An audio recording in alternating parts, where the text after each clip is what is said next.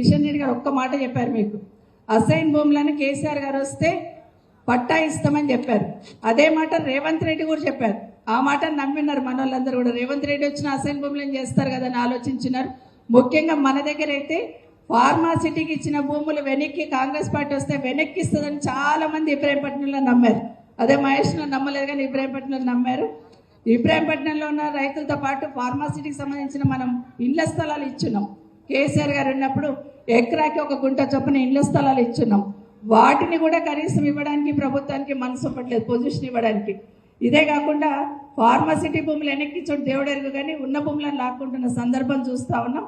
మరొక్కసారి విజ్ఞప్తి చేస్తూ ఉన్నా, ఎక్కడ పేద రైతుకి ప్రభుత్వము ఇబ్బంది పెట్టాలని ప్రయత్నం చేసినా బీఆర్ఎస్ పార్టీ తరఫున మనం అండగుండే ప్రయత్నం చేద్దామని మీకు అందరికీ కూడా మరొకసారి విజ్ఞప్తి చేస్తూ, నిన్న జీవన్ రెడ్డి అన్న మాట్లాడుతూ కేసీఆర్ గారిని కలుస్తూ ఒక్క మాట అన్నాడు. ఏమన్నాడు గుర్తుందా? రేవంత్ రెడ్డి పోవాలా, కేసీఆర్ రావాలన్నాడు. అవునా కాదా? కాంగ్రెస్ పోవాలా, బీఆర్ఎస్ రావాలా?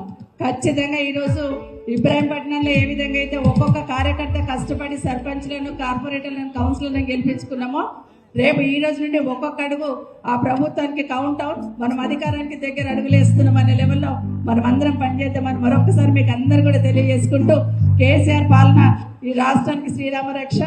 మామూలు జనాలు మాట్లాడుతున్నారు కింద, కేసీఆర్ వస్తే కంటి నిండా నిద్రపోతాం, కడుపు నిండా అన్నం తింటాం, ఆయన లేక మేము ఆగమైపోతున్నాం అంటున్నారు. కేసీఆర్ గారిని మళ్ళీ తెచ్చుకుందాం, ఈ రాష్ట్రాన్ని ఈ కాంగ్రెస్ పార్టీ కబంధాస్తాల నుండి కాపాడుకుందాం అని తెలియజేసుకుంటూ, జై తెలంగాణ, జై కేసీఆర్.